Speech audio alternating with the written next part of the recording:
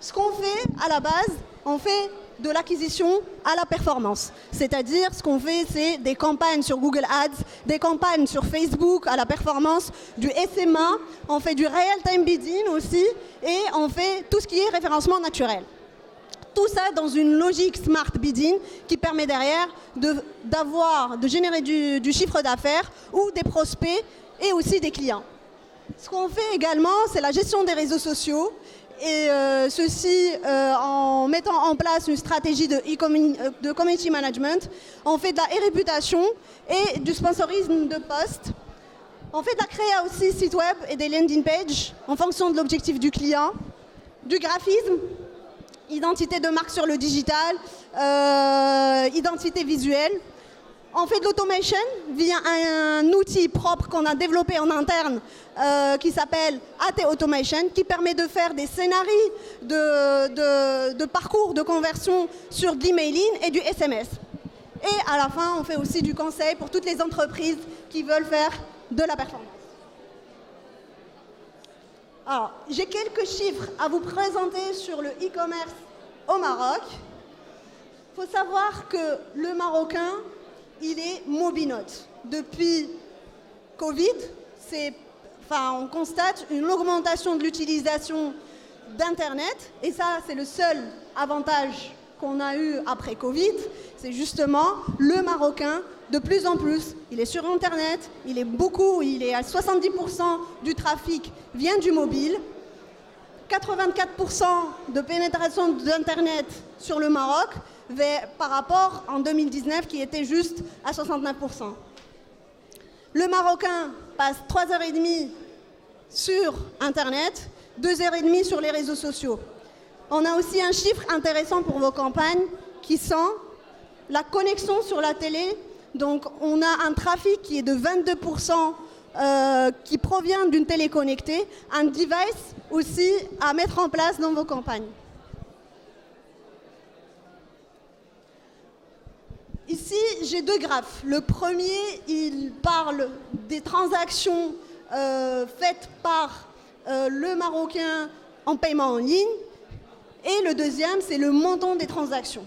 Ce qu'on constate, c'est qu'après Covid, il y a eu une augmentation de 41% de nombre de transactions, chose qui est énorme, et 48% en 2021. Sur le montant des transactions, on passe à 5 milliards en 2021. L'augmentation du montant de transactions est de 38%. Cela veut dire qu'en 2021, le panier moyen d'un internaute marocain a baissé par rapport en 2020. On était un panier moyen en 2020 de 425 dirhams, alors qu'en 2021, on est sur un panier moyen de 370 dirhams. Et ça, c'est lié aussi à la crise. Là, on va rentrer dans le vif du sujet et on va parler de la méthodologie, vraiment, de la stratégie marketing pour mettre en place une stratégie e-commerce.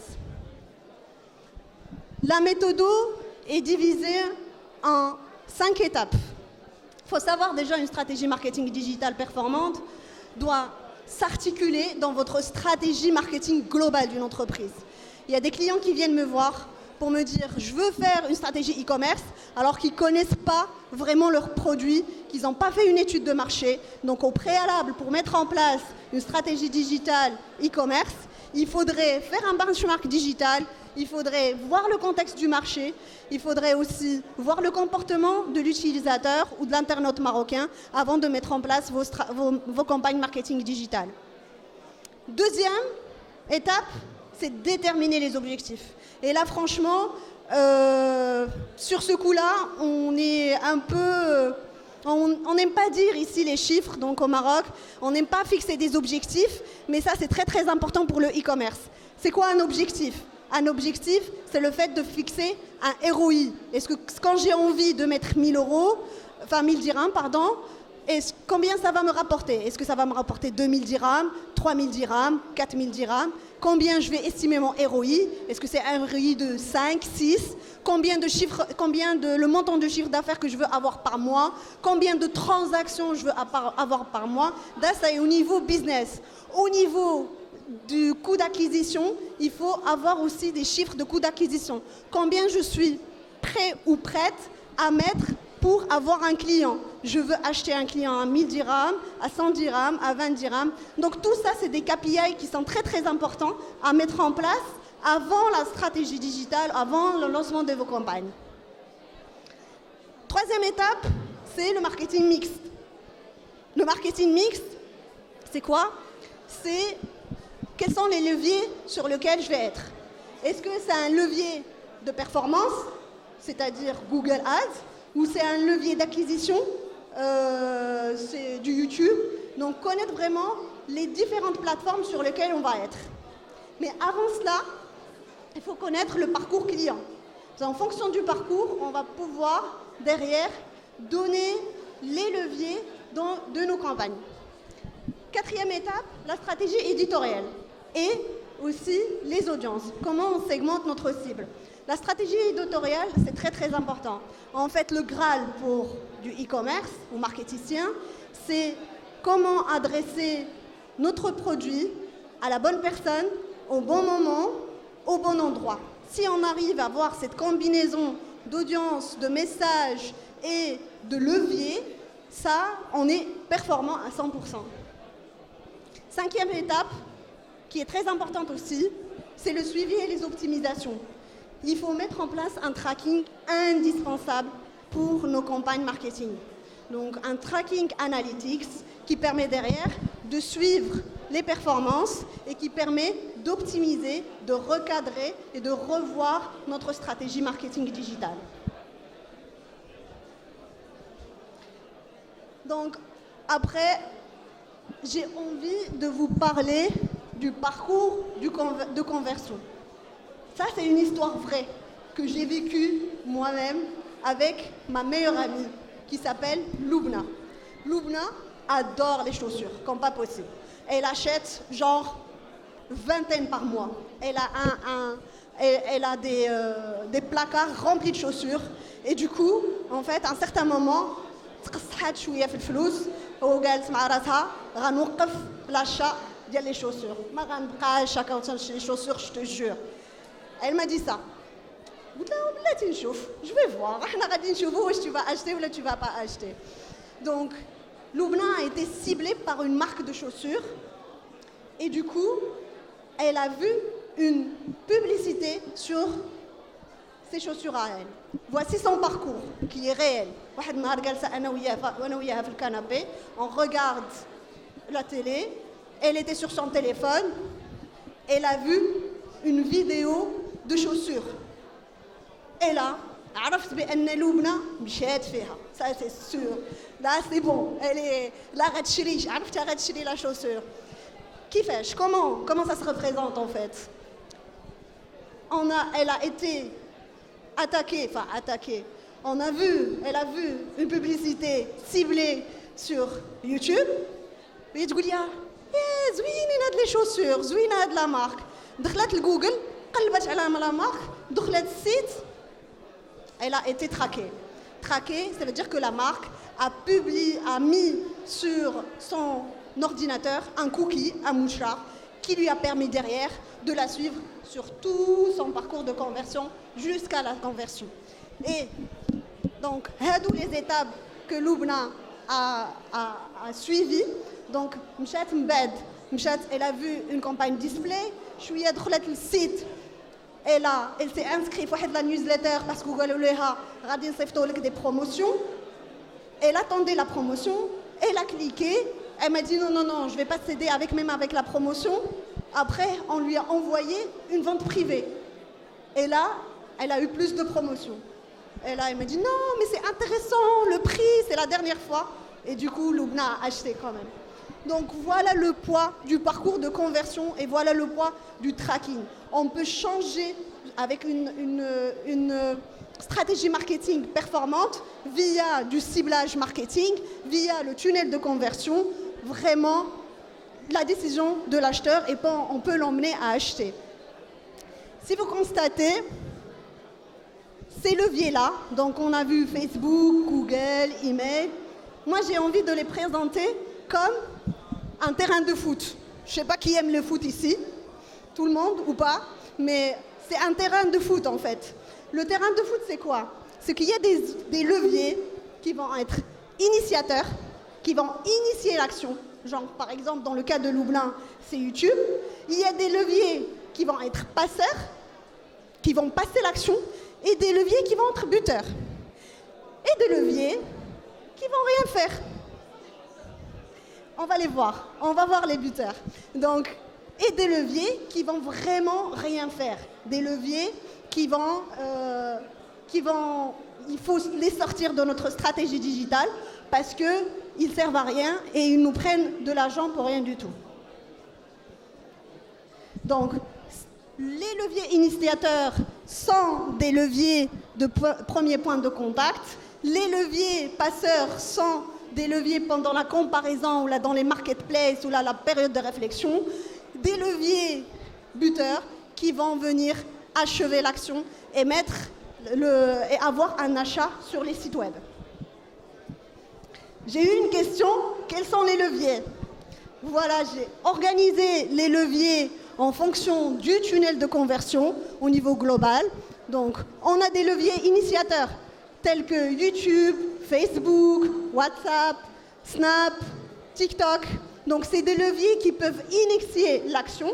Donc là, on va avoir le premier contact avec la marque, une impression, une vue. Des leviers qui vont être passeurs, en général c'est de l'emailing, c'est du SMSing, mais aussi Facebook et Instagram. Facebook et Instagram, si vous constatez, c'est des leviers qu'on va avoir dans tout le tunnel de conversion.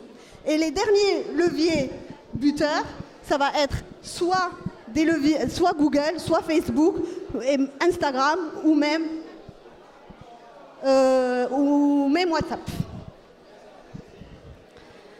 Donc, une fois qu'on va savoir comment mettre en place, quels sont nos leviers, on est censé mettre en place un pilotage data-driven qui permet de bien mettre les leviers par type de chemin.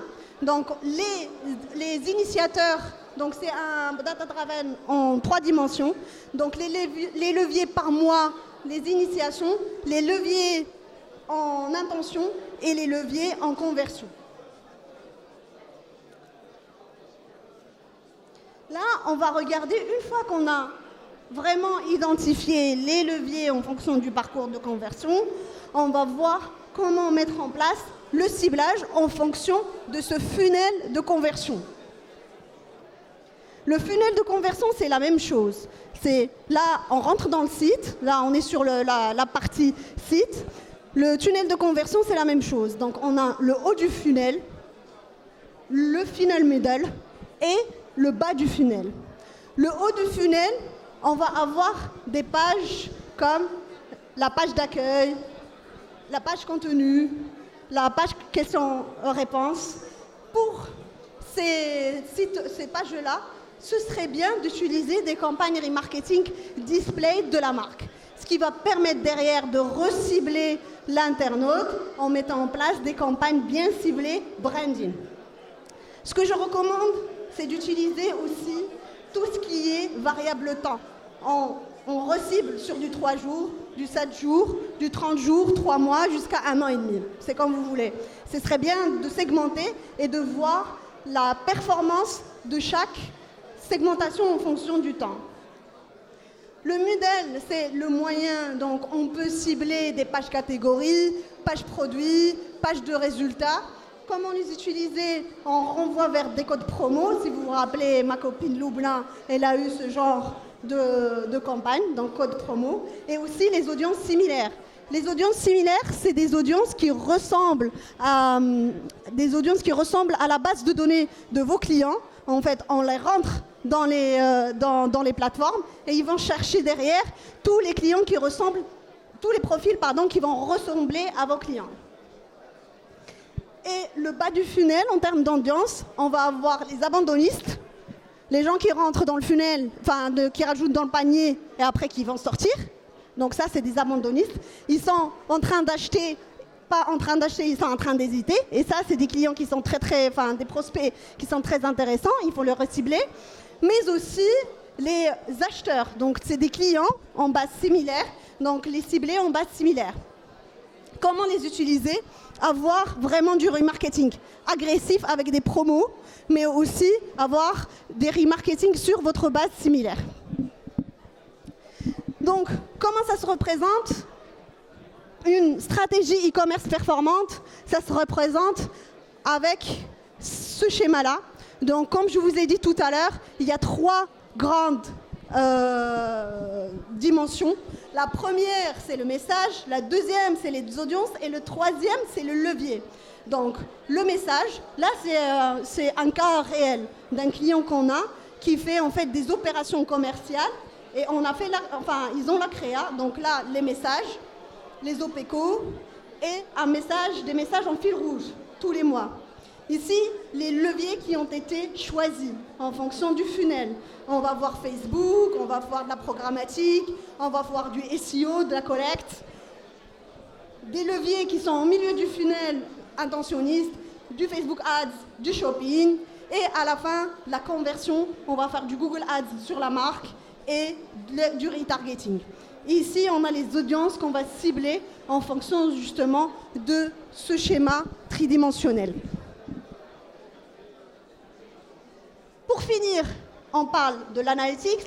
Tout ça n'est pas possible si on ne met pas de l'analytics en bon uniforme. Donc l'analytics, il y a un outil qui est connu par tout le monde, qui est gratuit à mettre en place en mode e-commerce, qui s'appelle Google Analytics. Donc pourquoi l'analytics? C'est pour mieux voir les performances, mieux les optimiser et derrière de faire des A/B tests et voir ce qui marche et ce qui ne marche pas. Donc il permet aussi la donnée, voir le nombre de visiteurs, le chiffre d'affaires, voir le nombre de clients, le nombre de sessions, le nombre aussi des abandonnistes. Mais aussi, il permet de voir dans le tunnel de conversion les personnes qui sont rentrées en fonction des étapes du tunnel de conversion et voir les pourcentages pour voir là où il faut derrière optimiser votre site. Donc tout ça, ça existe sur Analytics et c'est gratuit. Une fois qu'il est bien implémenté, votre site e-commerce, vous pouvez avoir beaucoup de données qui vous permettent d'optimiser votre stratégie e-marketing. Ça permet aussi de connaître les chemins de conversion les plus fréquents. Comme je vous ai dit tout à l'heure, si vous vous rappelez, notre amie Loubna, elle a un parcours, mais sachez que chacun de nous a un parcours différent. Donc il faut voir les parcours les plus fréquents pour pouvoir optimiser et cibler votre client. Et pour finir, Google Data Studio, un outil qui est de dashboard, qui vous permet derrière de voir en temps réel vos performances avec un seul clic et avec un lien et le partager avec tout le monde. Pour finir, les synthèses, les 6 points. Donc on a dit une stratégie digitale doit s'inscrire dans une stratégie digitale globale, une stratégie marketing globale de l'entreprise. Deuxième point, la marque doit vraiment connaître le parcours conversion et du coup doit connaître le marché, identifier sa cible. Elle doit savoir aussi les leviers de diffusion en fonction de son objectif. Elle doit mettre en place des audiences et optimiser son parcours client. Elle doit aussi mettre en place, comme Google Analytics, des outils d'analyse pour voir l'efficacité de la stratégie. Et enfin, elle doit être capable de corriger, de faire des A/B tests et faire des optimisations des campagnes. Voilà. Merci.